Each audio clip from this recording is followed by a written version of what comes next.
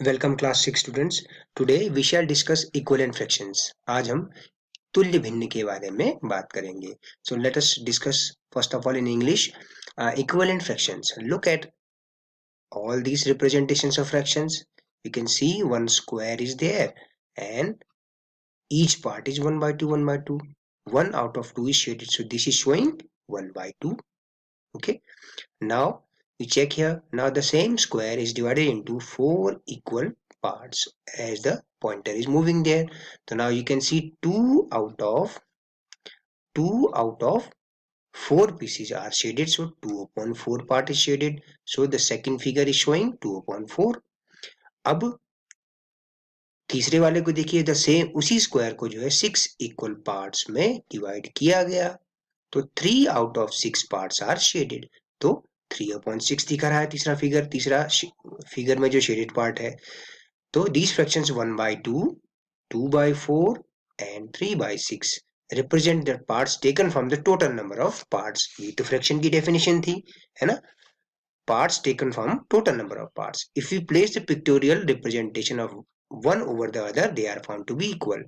Do you agree? देखिए, अगर आप जो है इस स्क्वायर को इस स्क्वायर के ऊपर लेके आए, तो ये जो शेडेड पार्ट है एक दूसरे को ओवरलैप कर रहे हैं, या इसको इन तीनों में से किसी को भी एक दूसरे के ऊपर रखेंगे तो ये तीनों एक दूसरे को ओवरलैप कर रहे हैं।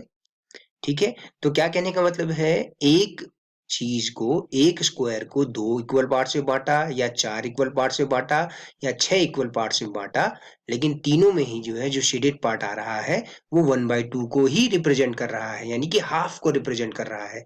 तो ऐसे फ्रैक्शंस क्या कहलाते हैं? Equivalent fractions. अब इक्विवेलेंट फ्रैक्शंस का मतलब ये हुआ कि और भी फ्रैक्शंस हैं जिनको आप इनके इक्विवेलेंट फ्रैक्शन बना सकते हैं। 1/2 की इक्विवेलेंट फ्रैक्शन आप देखिए, 1/2 में आप 2 का ऊपर नीचे मल्टीप्लाई करिए, 2/4 हो गया। 1/2 में आप 3 का मल्टीप्लाई करिए, तो 1 into 3 upon 2 into 3, तो 3/6 हो गया, है ना?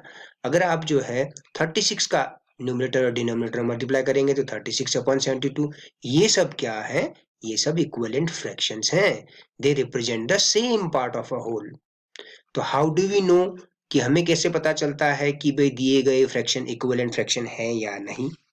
तो बड़ा ही आसान तरीका है, उनको सिंप्लीफाई कर लीजिए। जो बड़े फ्रैक्शन नंबर्स दिख रहे हैं फ्रैक्शंस में, आप देखिए जैसे 1/2, तो इक्विवेलेंट फ्रैक्शन को कैसे प्राप्त किया? एक ही जैसे नंबर को मल्टीप्लाई करके।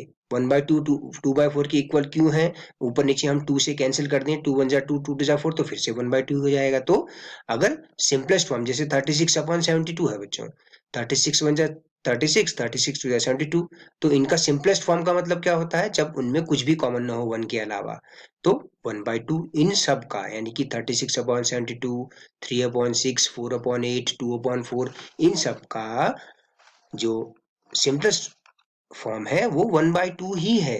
तो इसीलिए ये सब एक दूसरे के इक्विवेलेंट है, एक ही चीज को दिखा रहे हैं, जैसा हमने पिक्चर फॉर्म में भी करके देखा। ठीक है ना? कि जैसे 1/2 3/6 के इक्वल क्यों है बच्चों? अब आप देखिए 3/6 में 1 into 3 और 2/3 2 into 3 लिख सकते हैं 6 को, तो 3 से 3 कैंसिल हो जाएगा, तो फिर से 1/2 ही तो रहा। तो to find an equivalent fraction of a given fraction, we may multiply both the numerator and denominator of a fraction by the same number. जैसे सपोज 1/3 के इक्विवेलेंट फ्रैक्शन बनाने हैं, तो 1/3 में ऊपर नीचे 1 का फॉर्म है, 2/2 का मतलब 1 हुआ, 1 का फॉर्म ही हमने किया है, तो 2/2, क्योंकि अगर 2 का मल्टीप्लाई न्यूमरेटर में है तो डिनोमिनेटर में भी है, वैल्यूज में कोई फर्क नहीं पड़ेगा। तो 2/6 हो गया। 1/3 में ऊपर नीचे न्यूमरेटर और डिनोमिनेटर में 3 का मल्टीप्लाई करिए, 3/9 बन गया। 4 का मल्टीप्लाई करिए न्यूमरेटर और डिनोमिनेटर में, तो हमने देखा 4/12 मिला, एंड मेनी मोर। तो एक तरीका तो ये है। अच्छा, इक्विवेलेंट फ्रैक्शन प्राप्त करने का, फाइंड करने का एक तरीका और है। Is there any other way to obtain equivalent fractions? तो आप इस फिगर को देखिए, इस रेक्टेंगल में 6 आपके क्या है? ट्राइंगल्स बने हुए हैं, 4 ट्राइंगल्स जो है शेडेड है। आउट ऑफ 6 4 आर शेडेड, तो 4/6 को दिखा रहा है ना? ये जो 4 ट्रायंगल शेडेड है वो 4/6 को दिखा रहा है। अब उसी सेम रेक्टेंगल को 3 इक्वल पार्ट्स में बांटा, और हर किसी में जो है, अब आप देखिए 3 इक्वल पार्ट्स में बांटा, तो 1 पार्ट, ये दूसरा रेक्टेंगल, ये तीसरा rectangle, 2 out of 3 is shaded, तो 2/3। अगर आप देखें इन दोनों को एक दूसरे के ऊपर ओवरलैप करके देखें, तो ये सब एक दूसरे को कंप्लीटली ओवरलैप करेंगे। तो इसका मतलब क्या है, 4/6 और 2/3 दोनों इक्विवेलेंट फ्रैक्शन है। तो अगर हम 4/6 को 2/3 कैसे लिख सकते हैं, अगर मैं ऊपर नीचे 2 से डिवाइड कर दूं, अगर मैं ऊपर नीचे 2 से डिवाइड कर दूंगा बच्चों, तो मुझे इक्विवेलेंट फ्रैक्शन मिल जाएगा 2/3। तो एक तरीका क्या है इक्विवेलेंट फ्रैक्शन फाइंड करने का, एक जैसे ही नंबर से मल्टीप्लाई कर दीजिए। या दूसरा तरीका क्या है, to find an equivalent fraction we may divide both the numerator and denominator by the same number, division से भी आप पता कर सकते हैं। ठीक है ना, कि जैसे 12/15 है, इसका इक्विवेलेंट फ्रैक्शन फाइंड करना है, तो ऊपर नीचे आप देखिए 12 और 15 3 के टेबल में आते हैं, 3 इनमें कॉमन है दोनों में, तो 3 से डिवाइड कर दिया तो 4/5 हो गया, है ना। इसी तरह से 2 2 जा 4 और 2 3 जा 6 किया तो 2/3 बन गया है। तो 4/6 और 2/3 एक दूसरे के इक्विवेलेंट है। अब हम इसी चीज को जो है बात करते हैं तुल्य भिन्न को हिंदी माध्यम में, हिंदी माध्यम के छात्रों के लिए। बच्चों, तुल्य भिन्न क्या होते हैं, तो उसको जानने से पहले हम इस आकृति को देख लेते हैं। इस आकृति, इसमें जो है 3 आकृतियां दी गई हैं कि पहले वाला एक वर्ग है, उसको 2 बराबर भागों में बांटा, इसको 4 बराबर भागों में बांटा, इसको 6 बराबर भागों में बांटा।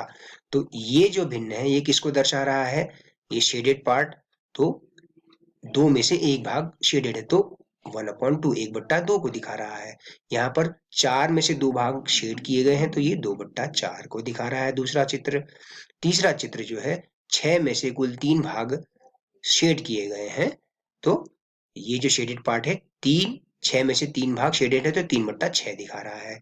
अगर आप इन चित्रों को एक दूसरे के ऊपर रख के देखें तो आप पाएंगे कि जो इनके शेडेड पार्ट है एक दूसरे को कंप्लीटली मिल रहे हैं, एक दूसरे को पूरा का पूरा ढक दे रहे हैं।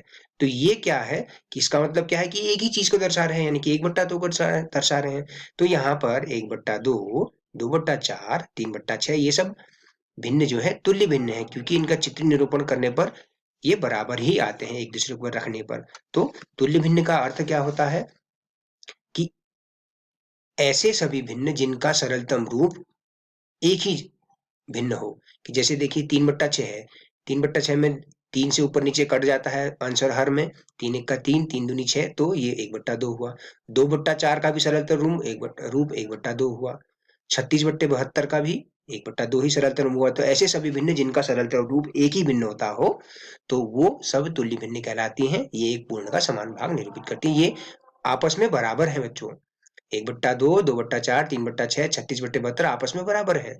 कि तुल्य भिन्न एक पूर्ण का समान भाग क्यों निरूपित करते हैं, उनमें से एक भिन्न को अन्य भिन्न में किस प्रकार प्राप्त कर सकते हैं। बड़ा ही सरल तरीका है। एक दी हुई भिन्न की तुल्य भिन्न ज्ञात करने के लिए आप उसके अंश तथा हर में एक समान शून्येतर संख्या से गुणा कर सकते हैं। जैसे कि 1/2 है, 1/2 में आप 4 का आंसर हर में गुणा करिए तो 4/8 है ना। 1/2 में जो है अगर आप 3 का आंसर हर में गुणा करें तो 3/6 हो जाएगा। ठीक है, एक तरीका तो ये है तुल्य भिन्न प्राप्त करने का।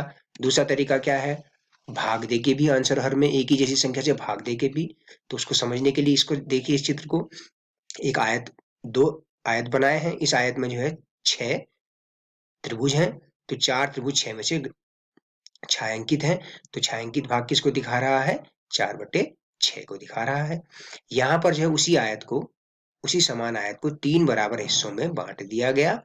तो 2/3 भाग शेडेड है, ये एक पार्ट, ये दूसरा पार्ट, तो 2/3 छायांकित है।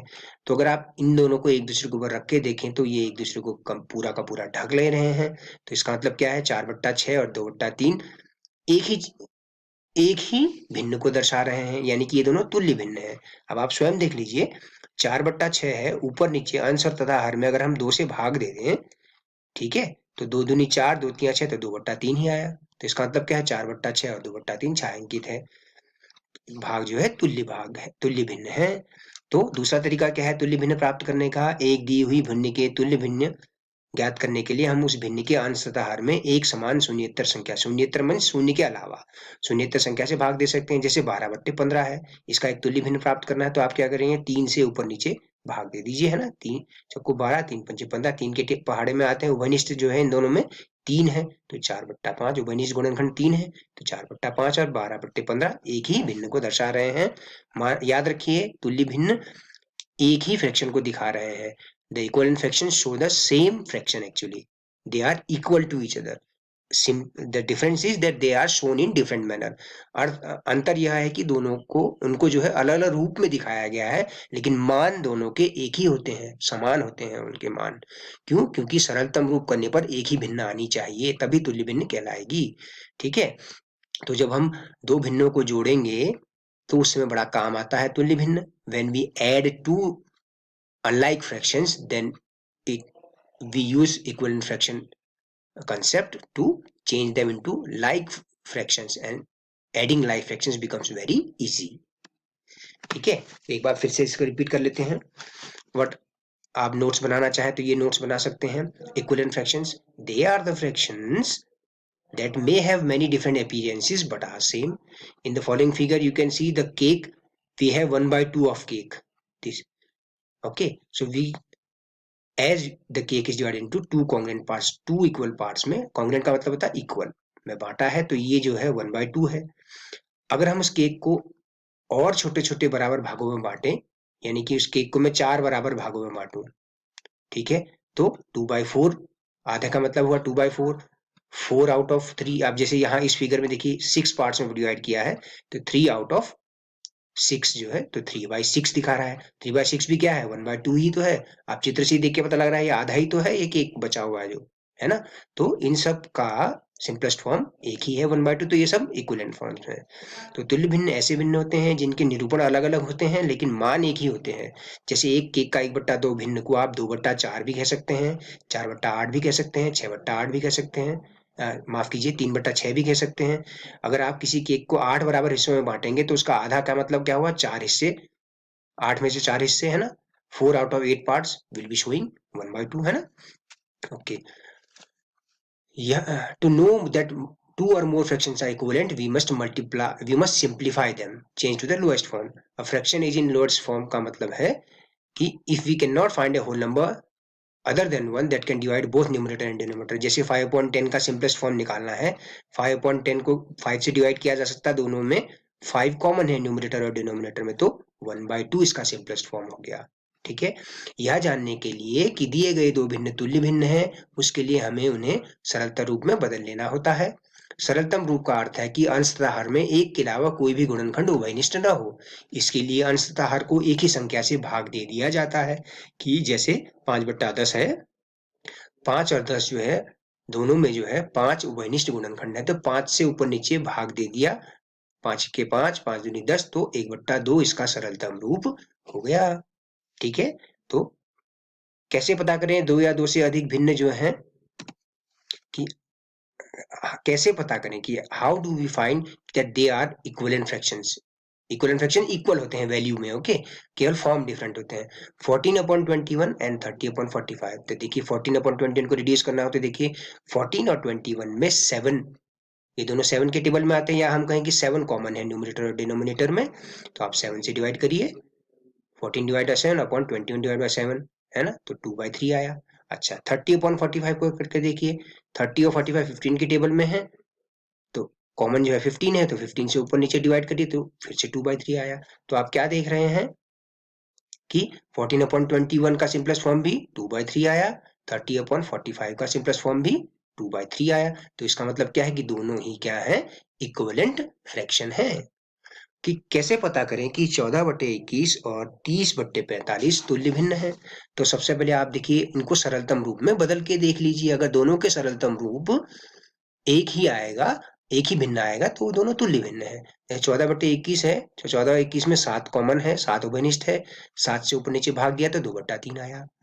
30/45 में 30 और 45 15 के पहाड़े में आते हैं, यानी कि 15 से ऊपर नीचे अंशतः हर में काट सकते हैं, 15 से भाग दिया ऊपर नीचे तो 2/3 आया। तो आप क्या देख रहे हैं? 14/21 का सरलतम रूप क्या आया? 2/3।